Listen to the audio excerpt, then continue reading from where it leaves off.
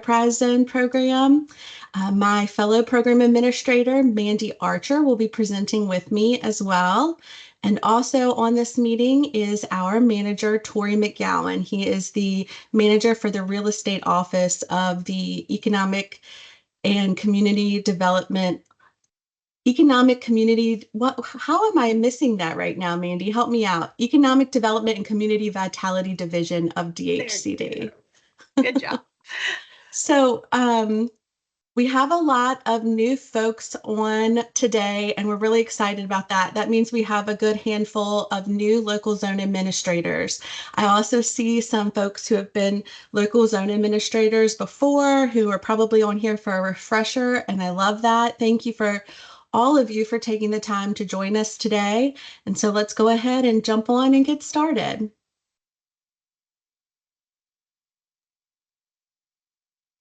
So as you can see on this map, the Virginia Enterprise Zone program consists of 45 zones throughout the state. They are as far east as Zone 26, which is Accomack and Northampton, and as far west as Zone 52, which is Wise County. You can see that most of the zones are in the southern part of the state. When the program first began, the zones were created based on distress scores, which included things like unemployment levels, median household income, and other measurements of distress for the economy of the localities, and to decide what those enterprise zones would be.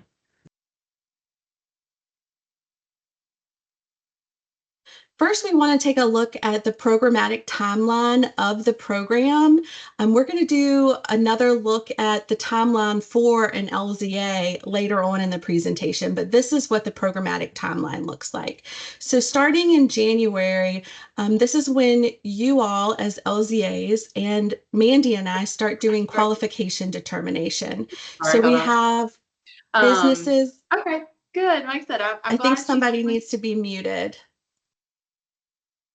See, I will mute them. I think everybody is muted now.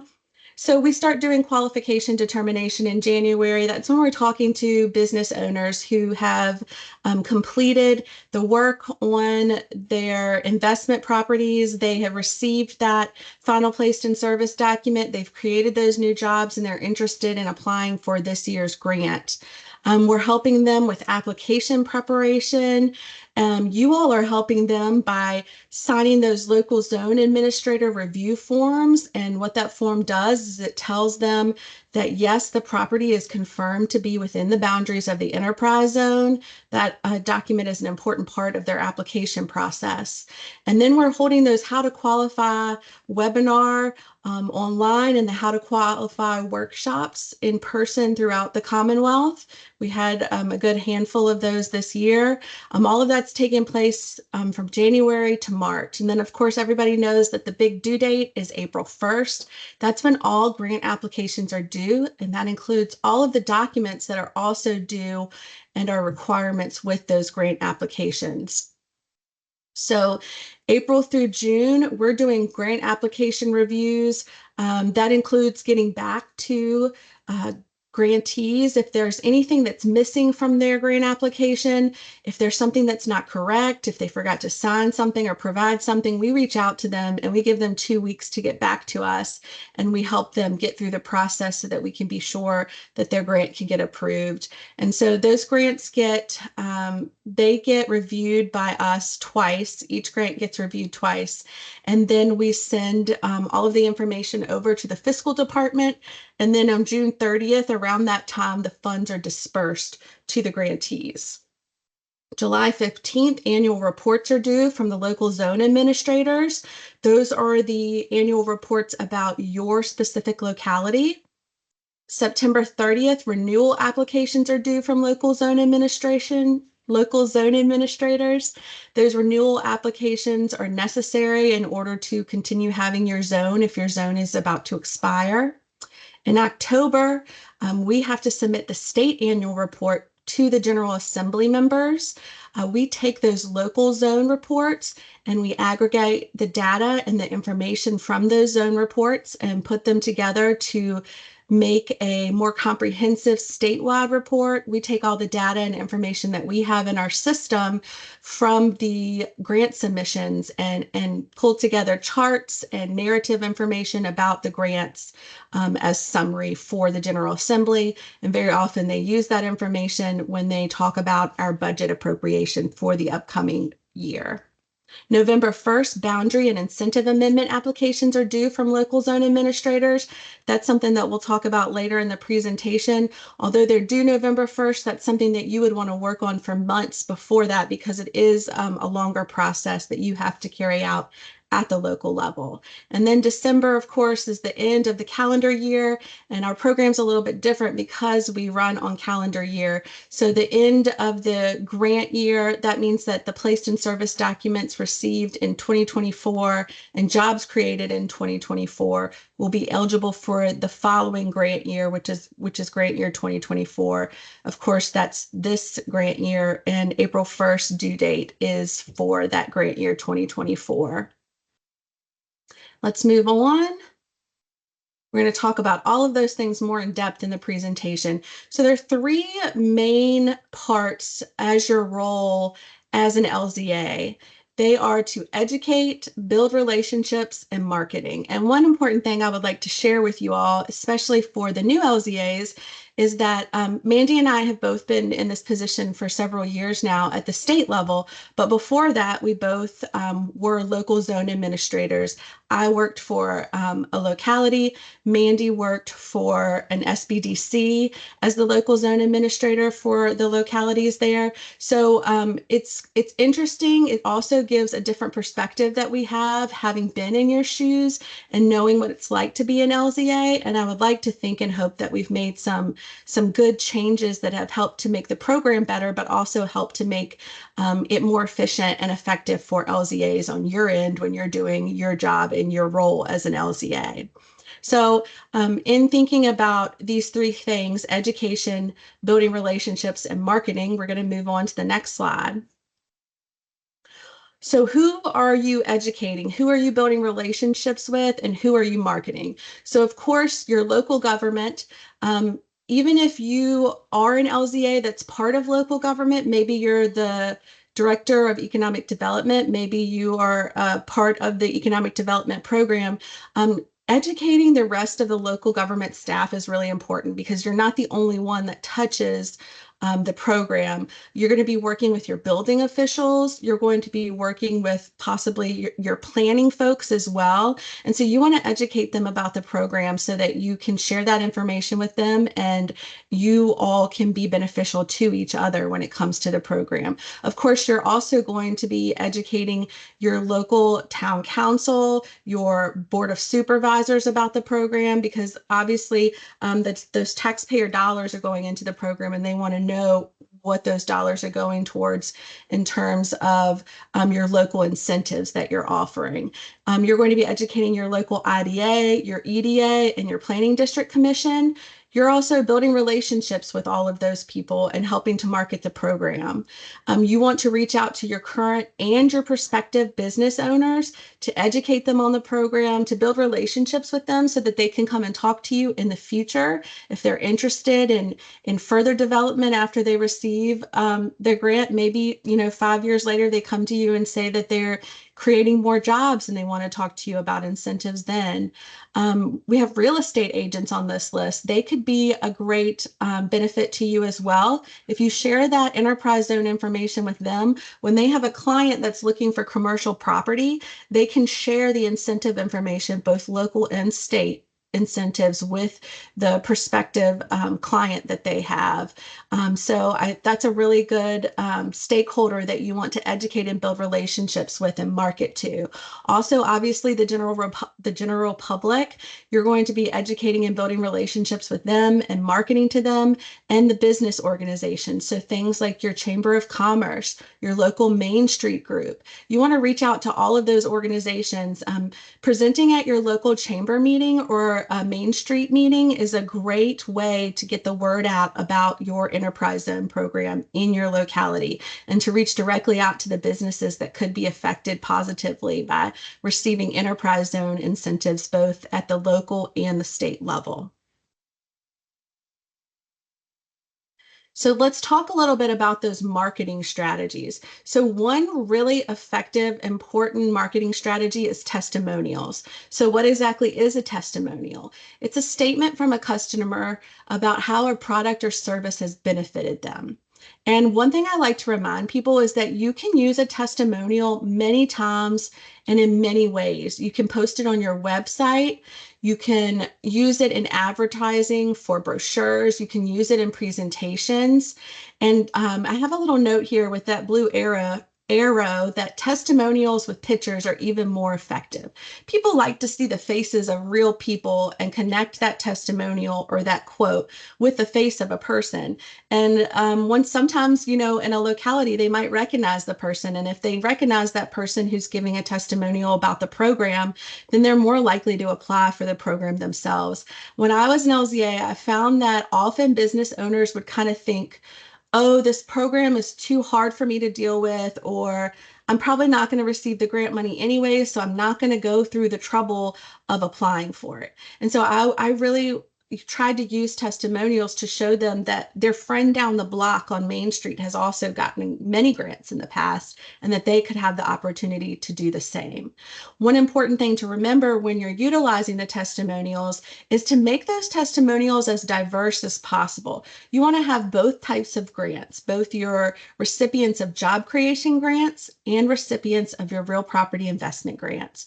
You want to have multiple types of projects, new construction, rehab and expansion, solar even, and you want to have different types of in use. You want to have a testimonial for someone who's done a commercial project, someone who's done industrial, someone who's done mixed use.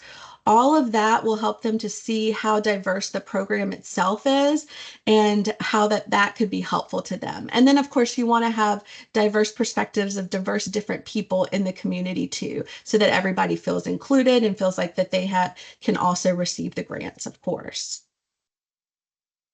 Our next marketing strategy is print. So you can use print collateral in the forms of brochures, one-pagers, maps. So I have on here Show Me the Money. That's a popular movie that we probably all remember, but it's really important. People love to hear the numbers. So when you are making a brochure or a one-pager that you're going to hand out with the Enterprise Zone program information, you want to include testimonials, pictures of projects. They might see a building that they didn't realize had received an Enterprise Zone grant, and it clicks in their head, oh yeah, I know that project. You want to include data. So that data is really important, and we're going to come back to that. Eligibility info, what are the constraints of the local incentives? What are the constraints of the state incentives? Maps of the boundaries of the enterprise zone, and then include both local and state incentives. So when it comes to showing them the money, how much money has been granted to businesses in your locality? Let's say, in the last 10 years, you've had a lot of businesses receive real property investment grants. You're going to include the total amount of real property investment grants at the state level have been given out to businesses in your locality. You can also give them the local amount. How many businesses have received those incentives, and how many jobs have been created and supplemented by job creation grant funds? Also at the local level, you can look at some of your local incentives. How many fees have been reduced, how much money in fees have been reduced, how much money in permit fees, how much money in other incentives like machinery and tools tax have been given to your local business owners. And when they see that those numbers, it's more encouraging for them to apply for the grant, and it shows the success of the program both at the local and the state level. The next marketing strategy is, of course, your media. This is primarily your website. That might be your local government website, your economic development department site page, your IDA, your EDA, or your PDC. It's important to include those local and state incentives. You want to have a map or a GIS link to your boundaries. If you can link to your GIS page with a layer for the enterprise zone, that's even better and easier. You're welcome to include a link to the state page, the Virginia Enterprise Zone page, so that they can look at those state incentives and information. Another thing that's important to include on your website about the Enterprise Zone is the zone name, number, and the LZA contact info. That makes it easier for them to reach out to you. It also makes it easier for them to fill out their application paperwork that they have to fill out. That's information that's important for those applications. And then let's talk a little bit about social media. You may use Facebook, LinkedIn, Instagram, and I have on the presentation that you want to use your own locality or organizations and that of other stakeholders. And if you are from a smaller or more rural locality like myself and you don't have social media, that's okay. You can utilize that of other stakeholders who may be interested. So that includes your local chamber, your local Main Street organization, other civic engagement groups, and real estate agents. Send over something to your local chamber and say, hey, could you please share this with the business owners? Here's the link to the local incentives. Here's a link to the state incentives. And could you let them know that everything's due on April 1st and they can reach out to me if they have any questions? The Chamber of Commerce, I'm sure, would be happy to do that with you. They're trying to serve their membership. And if their membership can have easy access to these local and state incentives, that's a win for everybody. So utilize other people's social media and websites too to get out the information that you need for the program. I'm going to turn it over to Mandy now, who's going to go through the LZA calendar timeline on a monthly basis. Thanks, Kate, and thanks again to everyone for being here.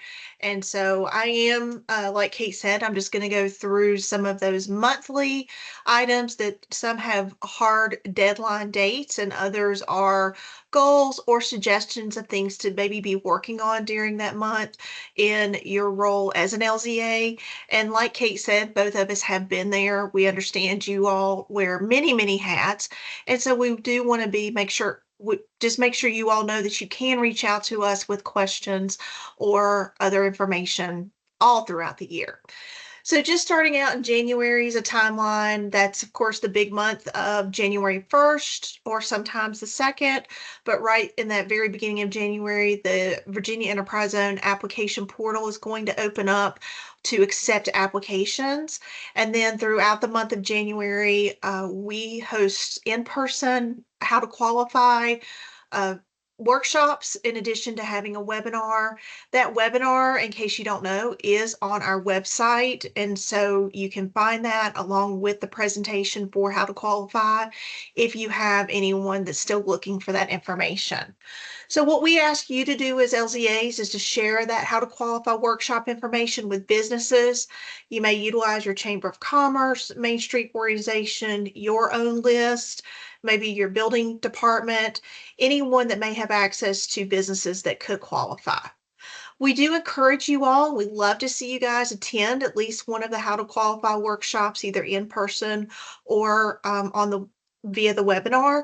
And that is just to make sure that there aren't any updates or changes that you all should know about during that qualification period. Be sure to reach out to any previous job creation grantees to remind them that they can apply and offer assistance.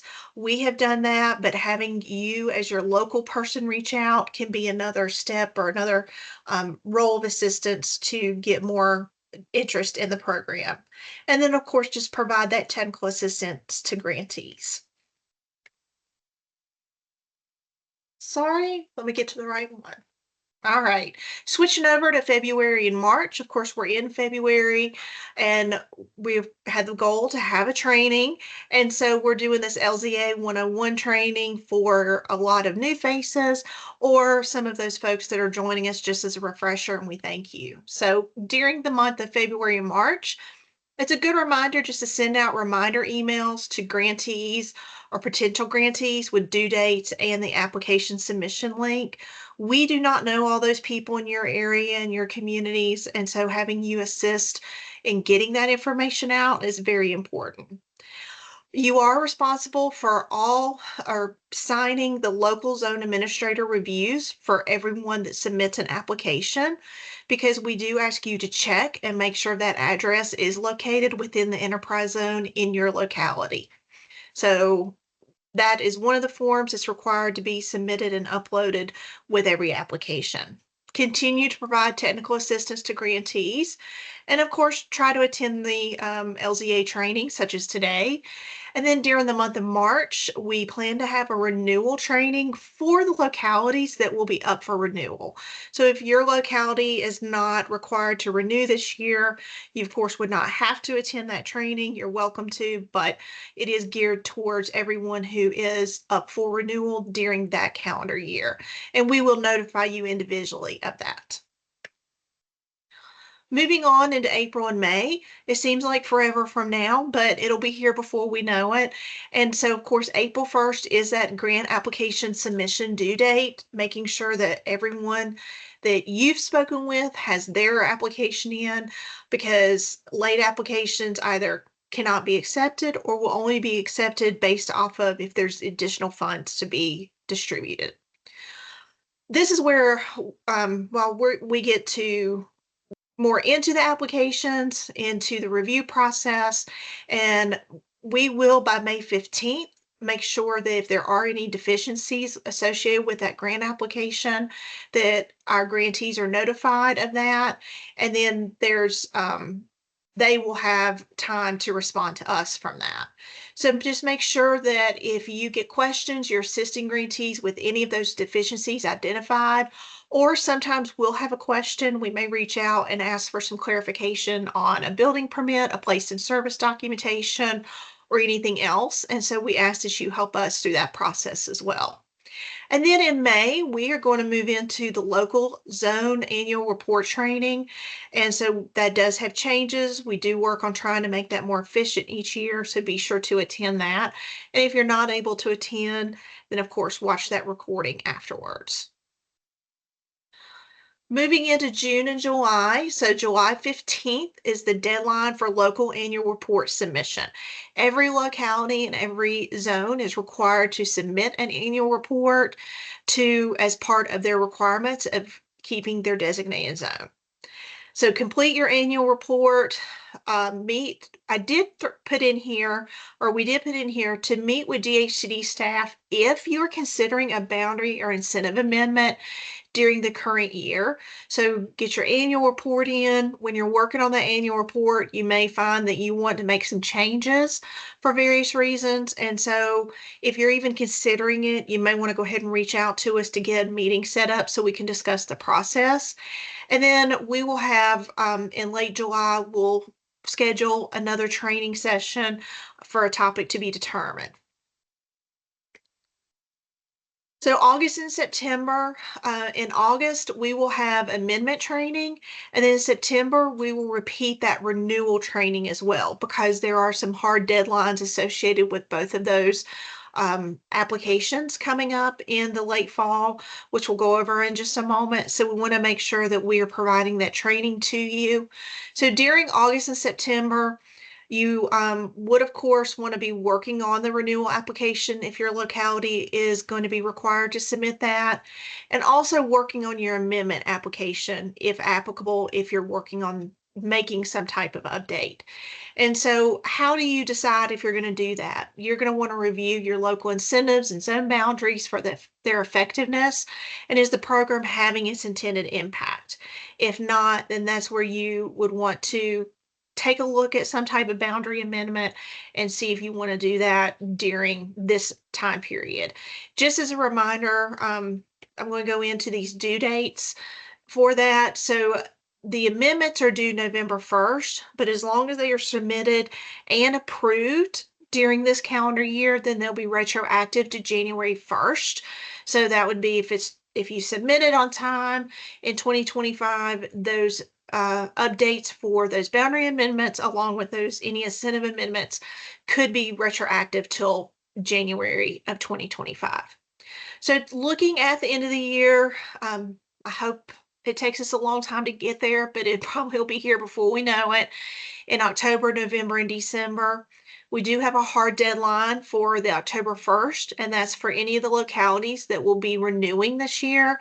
And again, we will send you out, or we will contact those localities that are up for renewal to make sure that you are aware of that and have the ability to attend the training earlier in the year, later in the year, and be working on that information. That is a requirement under the Code of Virginia for localities to renew so that they can continue to keep their designation. So make sure that you complete those renewal applications by the deadline. The amendment application, as I stated, would be due November 1st. And so making sure that you complete that amendment application, which we will, of course, go through a training process with you and have meetings with anyone interested in that. And then this may be a time for you to look at your marketing materials and update them. As Kate went through some various marketing opportunities or options that you can consider.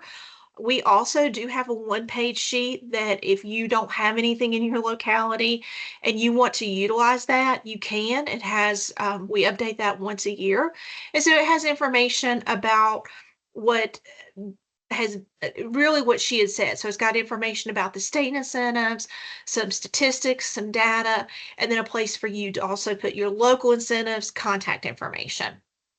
And then just also maybe when you're looking at the marketing materials, how are you going to get that out to your community? So plan any marketing opportunities, have meetings with chambers of commerce, potentially some realtors, other opportunities that would put you in front of potential partners to be able to help you get the word out for the local zone and the enterprise zone as well. So that is a quick overview and reminder about some of the local zone administrator responsibilities, deadlines, and other aspects. And we will send this out to you guys, but of course, our contact information, you can reach us through the eZone email, which is at dhcd.virginia.gov. We do post information on our website at the dhcd.virginia.gov /VEC. And then there's both Kate and myself's contact information. And you, of course, could reach out to Tori if you need to as well. So at this time, I'm going to stop sharing the screen and then we can talk about how to, if you have questions that you want to ask. Do we want them to raise their hand, Kate, or put it in the chat? Or do you have a preference on that? Okay. Either is So fine. And I would just add too that if you're a new LZA, just remember that we always record our webinars and our trainings and put them up on the website and share the information with you. When you have something due as an LZA, we will tell you ahead of time and we will send you reminder emails and we'll make sure it doesn't sneak up on you. And we do trainings for everything. So when you have, if you're a renewing locality and you have a renewal coming up, we'll have multiple trainings, things like that. So we try to, be open all throughout the year to train and to help in any way that we can. So what questions do you all have?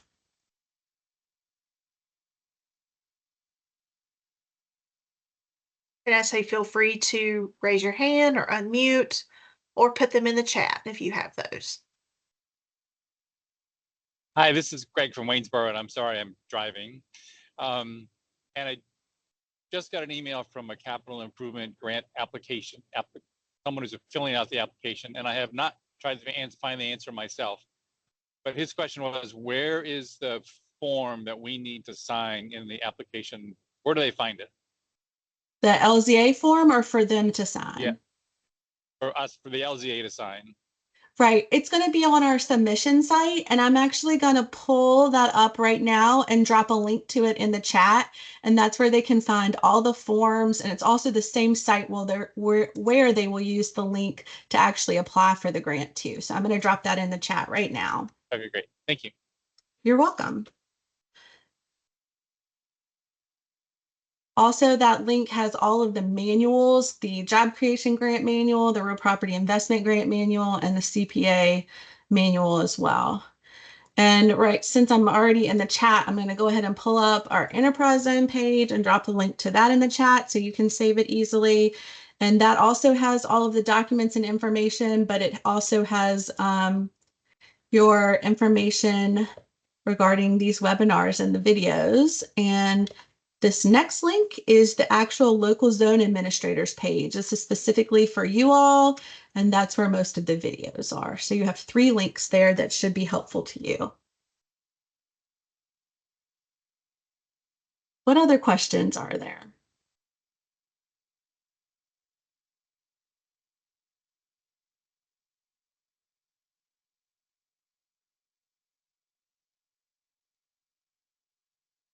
I see Rick. Rick, go ahead. This is kind of far-fetched, but what happens to a locality if they do not submit?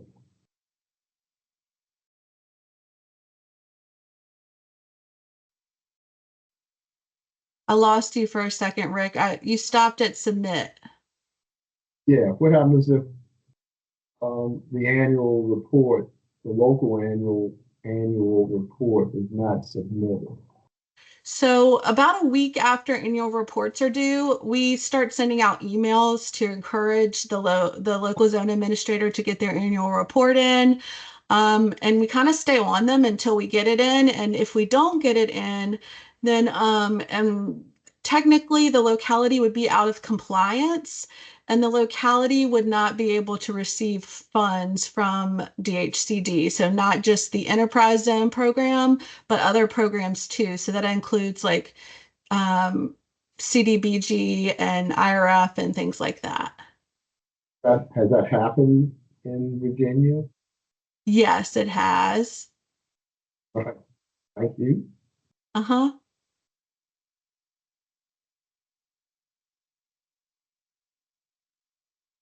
Yeah, so to clarify a little bit, this is Tori.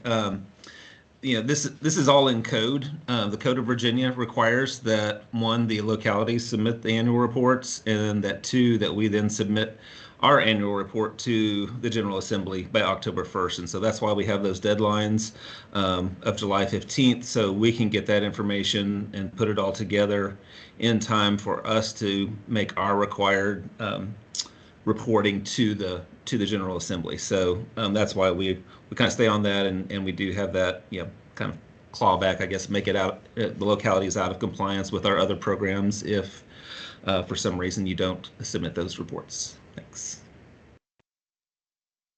Kim, you're next. Hi, good afternoon.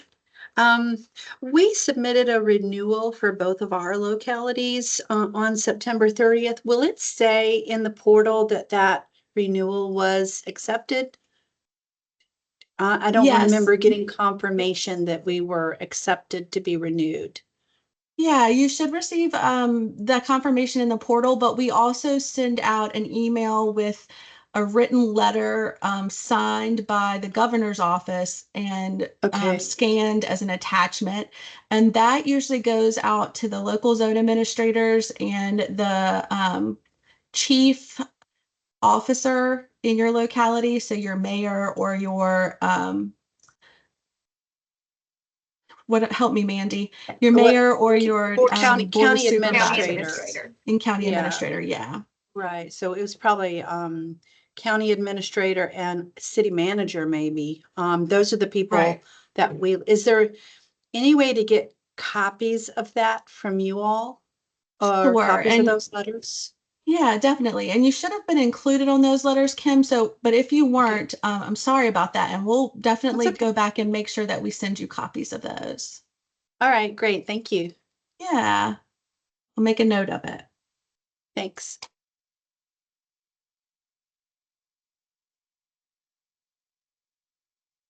Other questions?